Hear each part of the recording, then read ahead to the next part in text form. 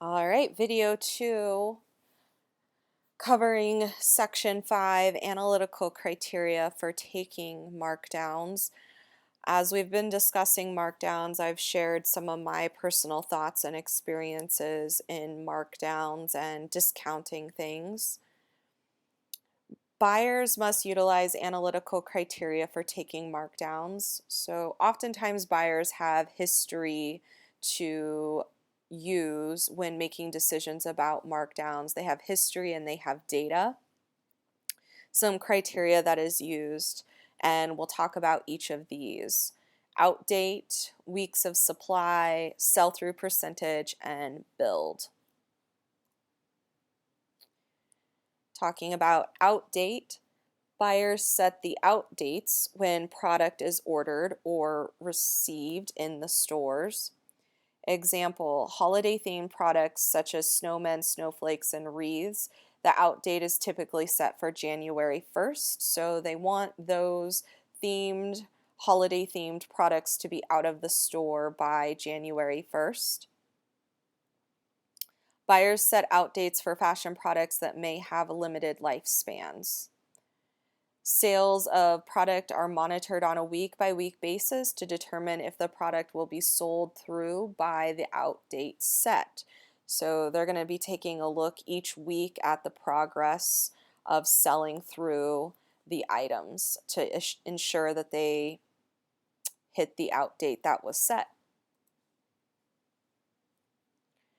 Weeks of supply is another criteria for looking at markdowns or taking markdowns. This is going to tell you how many weeks of product you have left to sell out completely. Weeks of supply is calculated weekly and is based on the current trend of product sales. So hopefully you can tell through our conversation about markdowns and profit and loss, chapters 1 and 2, that reports are very common in a retail setting. And I know that a number of you have worked in retail settings where you get hourly updates on how things are going. So I think that is a good indicator for you of how important data and reports are to businesses. Weeks of supply is monitored against the out date. If a buyer has too many weeks of product and it will surpass the out date, it may be time to take a markdown in order to accelerate the sales. WOS is normally calculated in units, as a buyer needs to sell through units and inventory. Units is another word for number of a style. So how many units you have left is how many number of garments or number of items you have of a particular style. If prices are changed, the WOS in dollars will yield a different result. Once product is sold, it is removed from inventory. When calculating WOS and sell-through percentage, you need to know how many units are on hand at the beginning of the week or the period for the report. Weeks of supply equals beginning units on hand for the week, so the number that you have when you begin your week on Sunday, divided by the units sold in that week. So Sunday through Saturday, how many units were sold? A practice problem. You started a season with 1,000 wallets to retail at 39. In the first week, you sold 50. In the second week, 80. When you took a POS markdown to $29.99, calculate the WOS for the first week and then the second week. Let's look at the solution. Week of supply for week 1 is going to be 1,000 divided by 50 equals 20 weeks of supply. So you start week 2 with 1,000 units on hand minus the 50 units sold gives you 950 units to start week 2. Week 2 WOS 950 divided by 80 equals 11.875 or 11.9 WOS, If we were on our exam, we would round that up to 12. Sell-through percentage. This tells a buyer how fast or slow the merchandise is selling. This is really important to know how quickly things are moving through the retail space. Like WOS, sell-through percentage is calculated on a weekly basis and in units. Based on the current selling trend and is a snapshot in time. Should not be confused with turnover, also known as turn, which is a productivity measure over a longer period of time, and we'll talk about turn in Chapter 5. Sell-through percentage equals units sold in a week, Sunday through Saturday, and beginning units on hand for a week, Sunday, times 100. A small leather goods buyer starts a season with 1,000 wallets to retail at 39. In the first week, the retailer sold 50 wallets. In the second, the retailer sold 80. When the buyer took a POS markdown to $29.99, calculate the sell-through percentage for the first and the second weeks. Sell-through percentage for week 1, 50 wallets were sold over 1,000, which is where we started the week, times 100. So the sell-through percentage for week 1 was 5%. Sell-through percentage on week 2, we sold 80 pieces and we started week 2 with 950. We divide those and multiply 100 to achieve a percentage of 8.4. Build, also known as percentage change, trend, or acceleration. Comparison as a percentage change in what was sold from week to week. So it's a comparison in a percentage to show us what was sold from week to week. When markdowns are planned, buyers need to project the increase in sales expected. Analyzing build will determine whether the sales goal was achieved. Like WOS and sell-through percentage, it is calculated in units. Dollar builds will provide a different result. Builds can be negative, meaning less was sold in a subsequent week than the previous week. And the builds could be over 100% if more than double the amount of units were sold in the subsequent week.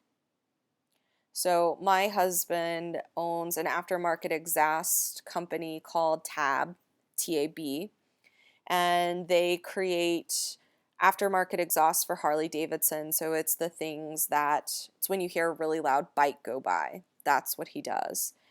And they talk a lot in terms of build, and they talk about build week over week and in terms of month.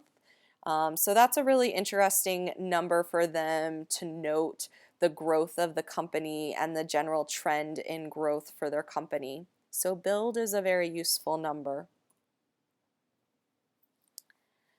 Build percentage equals this week unit sales minus last week unit sales divided by last week unit sales. And because it's a percentage, what do? Multiply times 100. Calculate the build for the wallets in the previous example between week 1 and week 2. So we had 80 unit sales minus the last week unit sales of 50 over the last week unit sales of 50. 30 divided by 50 times 100 gives us 60%. Let's step back a minute and talk about WOS and the sell-through percentage. They have an inverse relationship. It's an opposite relationship. This tells a buyer when to mark down product as well as when they should reorder products. If WOS is too long or too high and merchandise will be in stock past the out date, the sell-through percentage is slow. The buyer should then take a markdown to move the products. If WOS is too short or too low and product will be sold out by the out date, the sell-through percentage is too fast. The buyer should try to reorder the product if it can be delivered and sold in a timely manner. So that could be the trick from the production standpoint for a brand, a vendor, a designer, using all three of those terms interchangeably. Reordering could be challenging because perhaps the designer only purchased and produced enough to fill the orders that they had. So if the retailer came back to them and wanted more, they may not have more, depends on the size of the designer, or the designer may be able to go and produce more, but then could their timeline meet the timeline of the retailer and the demand of the consumer? So a lot of things at play there. Being in production, I think those types of situations are interesting. The relationship of repricing to profit. We've discussed this on and off as we've moved through chapter 2, that when we discount our retail price, it affects our gross margin. And our gross margin is reflected in our net profit. So that's what bullet number 1 is saying. Every price change impacts the gross margin and then affects the profit. Markdowns reduce the retail price, which then causes a decrease in the gross margin. And then that is reflected in a decrease in the profit.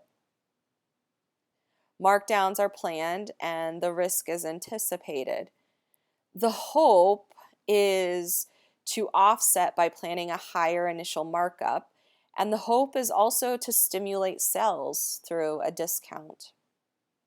Referring to our chapter 1, profit and loss, and combining that with what we know about markup, gross sales minus reductions, which is what we've been discussing in chapter 2, equals net sales. And we know from our skeletal profit and loss that net sales is always 100%.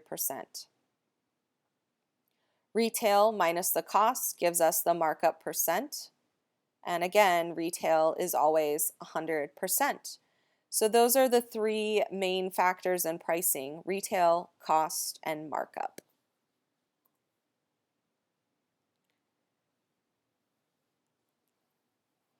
We have a correlation. Net sales minus the cost of goods sold percentage will give us the gross margin percentage. Retail, if we subtract the cost percentage, that gives us the markup percentage. Take a note at the top of this table: net sales always equals 100%, retail always equals 100%. Those are really good things to remember when it comes time for our exam. If no markdowns are taken, gross sales and net sales would be the same, and gross margin percentage and markup percent for all intents and purposes would be equal. As markdowns are taken, gross margin percentage may be reduced and will not equal markup percentage. All right, so that covers section 2.5. Thanks for tuning in, and I look forward to seeing you next week on Tuesday. Have a wonderful weekend.